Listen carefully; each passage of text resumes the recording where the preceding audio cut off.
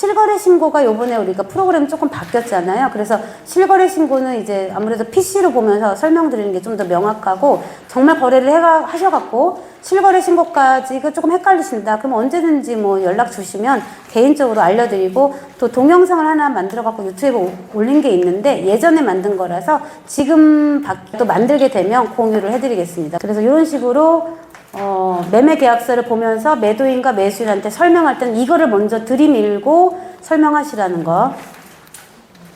그래서 일반적인 입주권 특약이 있고 단계별로 꼭 들어가는 특약이 있는데, 이제 잠깐만 쉬고 하겠습니다. 생각보다 재개발이 정말 어렵지 않고 재밌습니다. 재개발 잘 돌아가면 너무 좋겠는데 지금 추가 분담금이나 이런 것 때문에 좀 잘 안 돌아가고 있어서 좀 안타까운데, 그래도 안전마진이 좀 확보되는 입주권들은 거래가 되긴 하더라고요. 그래도 일반 분양자들보다 싸게 조금 산다고 생각되면 그래도 사더라고요. 입주권이 생각보다 투자자들한테는 아직까지도 인기 있는 대상물이더라고요. 블로그 통해서 하지 못하신다면 카페 통해서라도 하시고, 어쨌든 내가 재개발을 할 줄 안다는 생각을 갖고 있으면 은근 내가 만나는 고객들이 물건들을 갖고 있었어요. 그런데 내가 정말 관심이 없었을 수도 있거든요.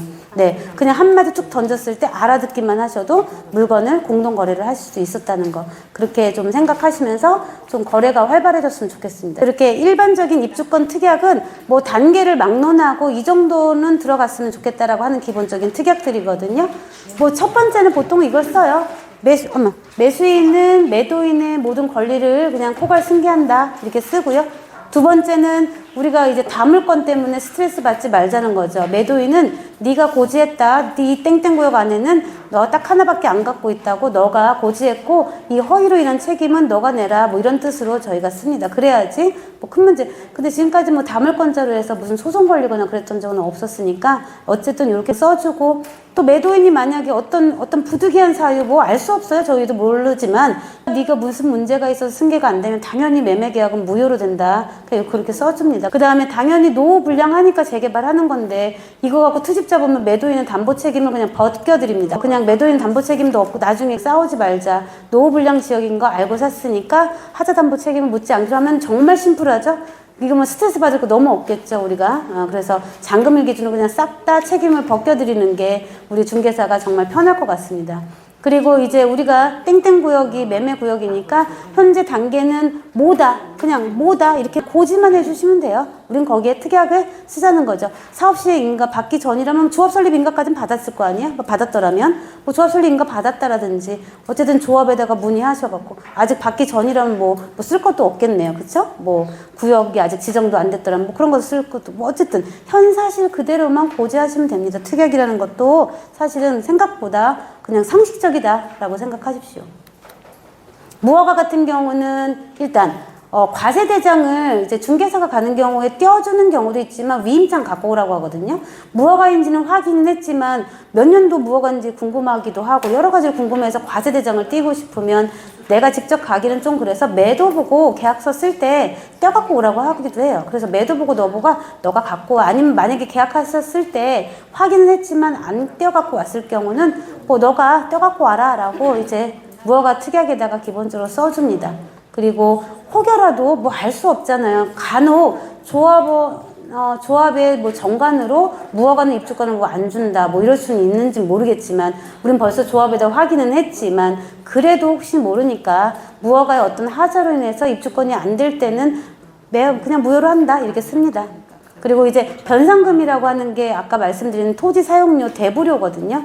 캠코 같은 경우는 대부료를 꼬박꼬박 다 받기 때문에 그 날짜 그 재산세를 그 면적 기준으로 부과했기 때문에, 근데 간혹 무허가는 이제 사실은 이 정도 면적인 줄 알았더니 알고 보니까 이 정도 면적이어갖고 더 재산세가 부과되기도 하고 아니면은 변상료가 더 부과되기도 하는데, 일단 캠코에 물어보면 지네가 받아갈 돈을 알려주니까 그렇게 쓰지만 실측은 다를 수 있어요. 막상 가서 보시면 막 자기가 이제 신고도 안 하고 막 불법으로 증축한 것도 많고 그렇긴 하더라고요. 그래서 그렇지만 이제 당사자는 이의를 제기하지 않는다, 예, 이렇게 씁니다. 그리고 잔금일까지 발생하는 거 당연히 매도인이 잔금일까지 납부하고 매수인이 그렇게 하고, 그래서 이제 잔금할 때 캠코에다가 미리 전화해서 팩스로 대부료를 바꾸는 매수인으로 바꿔줘야 되니까 팩스로 그 양식 보내주거든요. 그러면 인적사항 기입해서 대부 계약 자체를 매수인으로 변경시켜줘야지 속이 편하겠죠, 우리가. 그래도 너 보고 하라는 것보다 매수인 보고 하라고 시키지 말고 우리가 직접 해주시면 아무래도 깔끔하게 처리가 될 것 같습니다. 그 다음에 이제 단계별로 조합이 설립이 됐을 때, 조합이 설립이 됐으면 또 그 특약 중에서 매도인은 조합원 명의 변경 절차에 협조하고 매수인은 뭐 자기가 뭐 변경 신청하겠죠. 그렇게 쓰라는 거죠. 뭐 써도 되고 안 써도 되지만 그래도 기존적으로 써주고, 그 다음에 여러 사람이 취득할 때는 아까 공유로 된 사람은 어쨌든 하나만 나온다고 했잖아요. 조합원의 권리를 행사하는 것도 그 사람이 대표이기 때문에 조합에서는 여러 명의 공유가 있으면 이제 통지를 하거나 합니다. 그럴 때 대표자 한 명을 선임하라고 해요. 그리고 선임 안 하면 큰일 나요. 선임 무조건 해야 돼요. 몇 명이 갖고 있으면 공유자 중에 한 명을 대표자로 선임해야 되고, 봐서 그 조합에 가서 변경하려고 조합원 명의 변경하려고 가면은 너네 지금 공유니까 누구를 대표자로 선임할지 써라 합니다. 그래서 지장도 찍어줘야 되거든요. 나머지 같이 나랑 갖고 있던 사람들의 지장도 들어가더라고요, 서류 중에. 그래서 어쨌든 그 대표자를 한 명은 선임하는 그런 어떤 양식에 쓰고, 대표자 한 명은 뭐 너네가 선임해서 분양 자격은 그 대표자한테 주어진다는 거를 이제 인지시켜 주시면 좋겠죠.